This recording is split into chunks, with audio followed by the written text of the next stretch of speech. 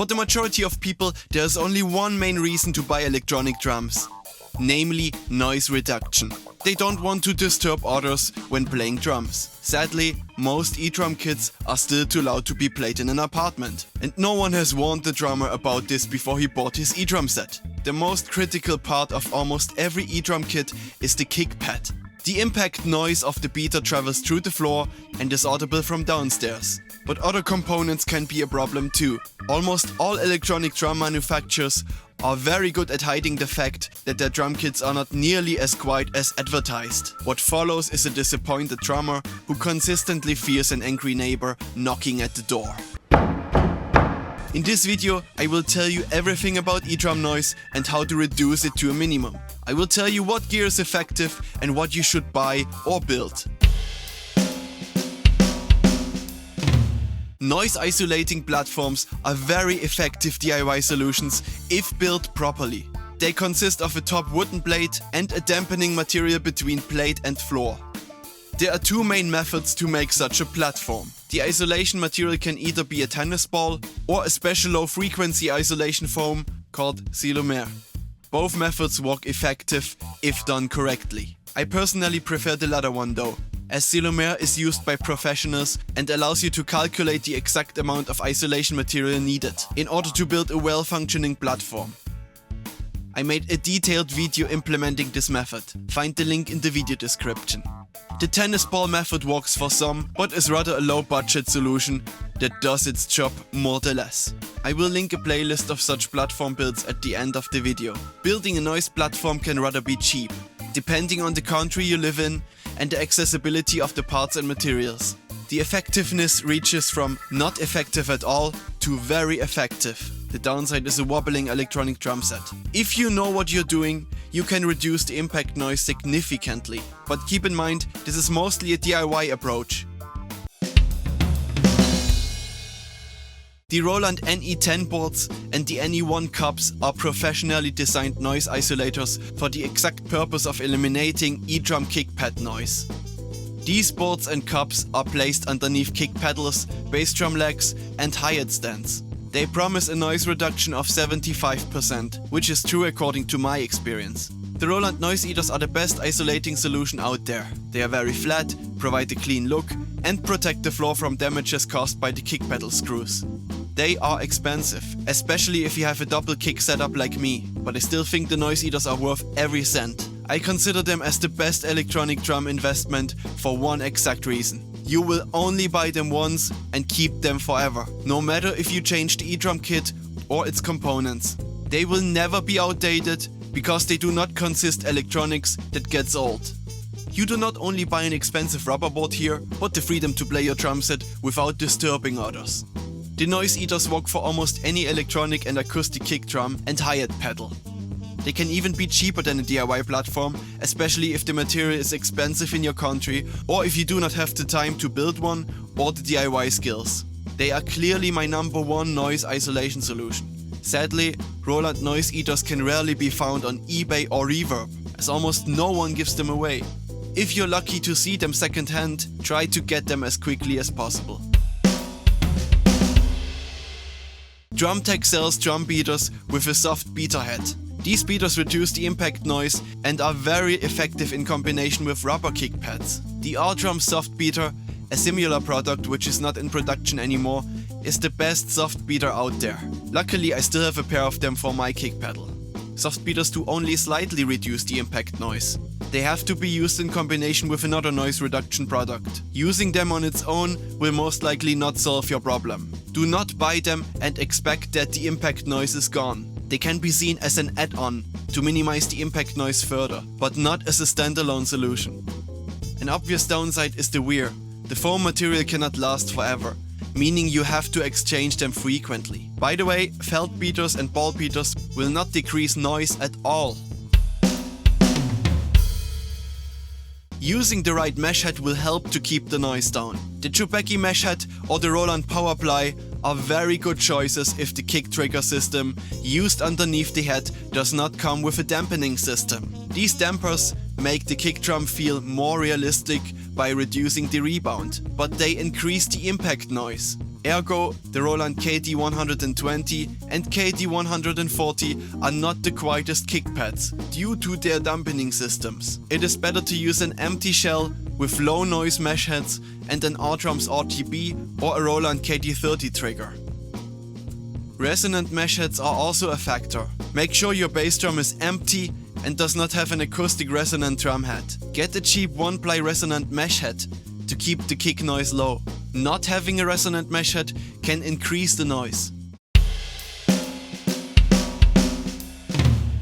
What if all those methods mentioned before are not enough and you still have trouble with your downstairs neighbor? In this case, you have to get rid of your kick drum pad and replace it with either the Roland KT10 or the Roland KT9. Both pedals are beaterless solutions and extremely quiet. The Roland KT10 has a beater simulator mechanic, consisting a small lever that hits a rubber surface. This little hammer has 2 weights that can be taken off to change the beater behavior.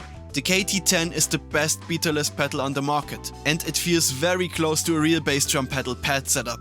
It is not as quiet as a Roland KT9, but incredibly effective if placed on top of a Roland NE10 noise eater. This powerful combination allows you to reduce the impact noise almost completely, while still having a decent enough kick drum feel. You can connect a second pedal to the first kick pedal via additional trigger input. You get a chained double pedal setup with both pedals being connected to the same module input. The Roland KT9 is the most silent beaterless kick drum pedal out there. I was blown away by its quietness when I tested it in a music store. You literally hear nothing when playing this pedal. The kick mechanism is built in a way that the pedal impact is stopped without a sudden impact. The triggering is excellent, but the missing impact has an effect on the playing feel, which is not the best, to be honest. So the KT9 is a compromise if you want to play noiseless. It is quiet without noise eaters and will be your solution if you need 100% impact noise reduction. Both of the Roland KT pedals come at an excellent quality with durable metal components. They can be used with all drum modules from any e-drum manufacturer. By the way, the Roland TD1, HD1 and HD3 do all have beaterless pedals. They are also incredibly quiet, but the feel and the triggering is not great. The mechanism is identical to the Roland FD8 pedal.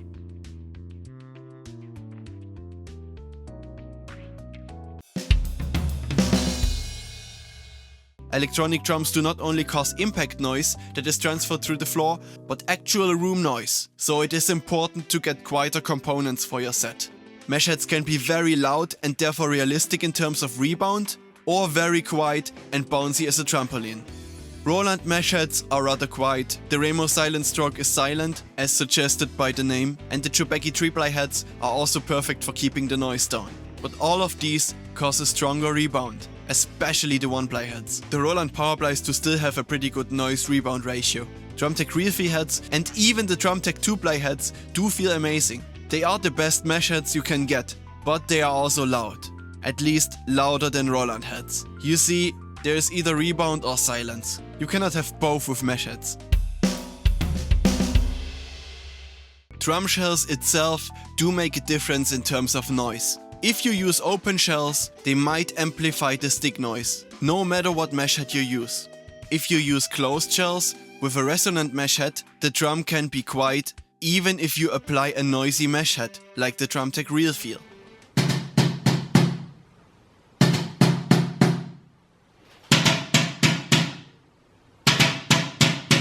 Resonant mesh heads are decreasing the noise of a drum pad. So if you convert the drum set, don't leave the shells open, but close them with a cheap 1-ply resonant mesh head. The pad type is a factor too. Roland pads are designed in a way to diffuse the sound waves inside the shell. This is why Roland PDX100 and PD125 pads are rather quiet. Most rubber pads are almost too loud. There are only a few that are quiet. For example, the Yamaha silicone pads. They feel good and do not produce too much noise. Either avoid rubber pads or get the good ones. Not all electronic drum cymbals are quiet enough for apartments. The Roland VH12 and 13 hi-hats are really noisy. They sound like you hit an empty bucket. A Roland VH11 on the other hand is much quieter. The bell of a CY15 is too loud. You should rather get a lightweight E-drum cymbal, because weight does matter. For example, the Roland CY12RC is much heavier than the CY12C. Guess which one is quieter? Right, the lighter one. So get CY12Cs and CY13s rather than CY14s or 15s. I've not tested the ATV cymbals yet, but if they work well and if the silicone material is softer than the Roland rubber, they could be my new number one E-cymbal choice in terms of noise reduction. Do not buy real cymbals with attached triggers if you have noise problems. They look very good and I think they are great for stage E-drum kits. But if you want to keep the noise down at home, you should not choose them. They are dampened, but the weight and their metal surface will make them very loud. If you want real E-cymbals, get Zilch and Gen 16s. They are perfect to keep the noise down while looking like real cymbals at the same time. The Gen 16s are very lightweight due to the holes in the cymbal, and they feel realistic too. They are a lot of fun to play, but cannot be used to trigger MIDI software, as they work with a microphone as a pickup. They do not have piezo's. Also, not everyone likes the Gen 16 sounds. This should be considered before buying them. Using rim rubbers and not hitting the metal rim of a drum hoop is self-explanatory. You do not only decrease the rim noise, but protect the drumsticks. Room noise can be isolated with all kinds of noise reflector panels. There are a lot of great DIY solutions here on YouTube. Or you can just buy the finished product, which doesn't even have to be expensive. I linked a few of them in the video description. Keep in mind, there are a lot of products out there that promise a noise reduction, but do not work in reality. One example is the Thomann Drum Noise Elimination Podium. It has good ratings because people tend to protect their purchasing decisions, and rather lie to you and to themselves in order to justify their purchase. If you research further, you will find honest reviews that reveal the truth. Any thick rubber floor mat that promises noise reduction does not solve your problem. A layer of 6mm rubber will not do anything in terms of noise reduction. The only thing it does is looking good. Do not buy E-drum rugs in hopes to solve your noise problem. Move to the ground floor. I know this is a strange idea to present in a video, but if you want to keep playing the drums very badly and facing problems with your neighbors on a consistent basis, you should consider a move to a ground floor apartment. I myself did move to the ground floor and I don't have any trouble with neighbors at all. Talk to your neighbor and agree on a schedule. Maybe your neighbors are not at home every evening from 6 to 9 PM, and maybe you can have an agreement. Being diplomatic can save you a lot of money. I hope this video can help you to make the right purchasing decision, or at least fix your noise emission problem.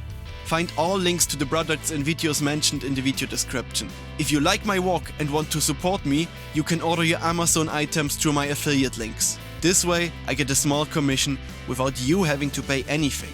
Check out my website V-drumtips.com and like V-drumtips on Facebook for updates and E-drum news. That's it for today. Thanks for watching and see you next time.